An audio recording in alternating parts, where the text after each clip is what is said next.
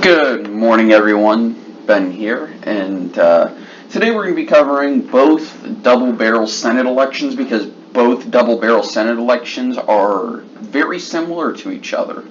If we look at this map, I'm going to unclick Mississippi just because, even though I don't even think it's a toss-up, we're going to still talk about it because it's relevant, and that actually gives me something a little more to talk about than saying, well, yada yada yada, this seat is probably going to stay in the hands of the Democrats, yada yada yada.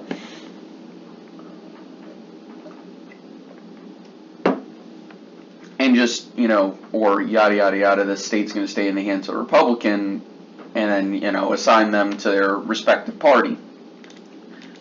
So, anyway, the reason why I have this open, and this is actually from the University of Virginia Center for Politics, Larry Sabato's crystal ball. He's very good at what he does. He looks at the history of everything, blah blah blah blah blah. So currently there are two what are called double-barreled Senate elections, which is where there's one regular and one special election. And if you look at all of these, the same party will typically win in the same state, in both elections, the regular and the special. And there are very few exceptions. Here's an exception, Kansas in 1930, where the Republicans held the regular seat, but the Democrats gained in the special election. And 1930 could be considered a wave year for the Democrats, considering it was considering the Great Depression was starting. And then we go New Mexico, 1934. This was actually a wave year for the Republicans, if I remember correctly. And the Republicans held the regular seat, but the Democrats won the special election. So maybe not. By the way, this is the result of the election. Iowa started out with one Republican, one Democrat, ended up with two Democrats. Colorado, 1942, this was during World War II. While the parties didn't switch hands, they started off with one Democrat, one Republican. They ended with one Democrat, one Republican. The regular was held by the Democrat, the special was held by the Republican. And it was one of those where the result was split. But again, as you're seeing, this isn't common in the slightest.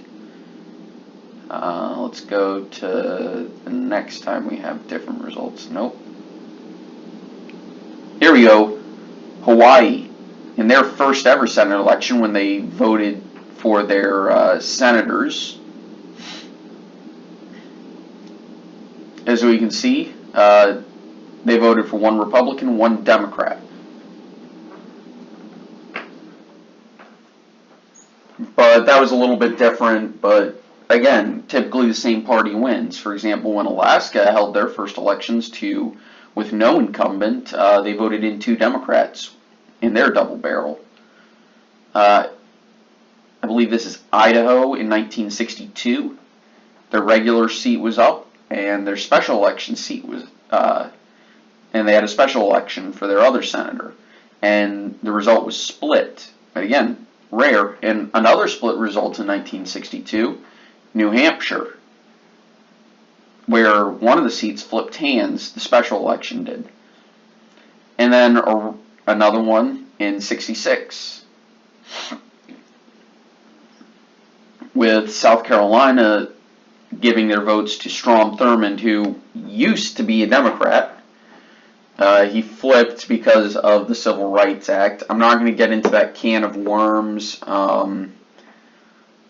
but he was the only Democrat to flip because of the Civil Rights Act.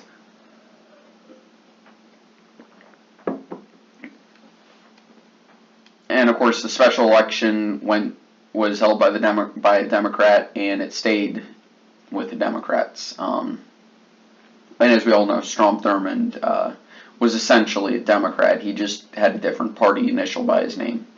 And it's kind of sad, but he was extremely popular in South Carolina. Then, up until the modern day, both parties have won every other seat. That's been a double-barrel election. So, anyway, looking at Minnesota, I just wanted to give you guys the map of the state with this funky little northwest angle and everything else. Mississippi headwaters are somewhere in this area.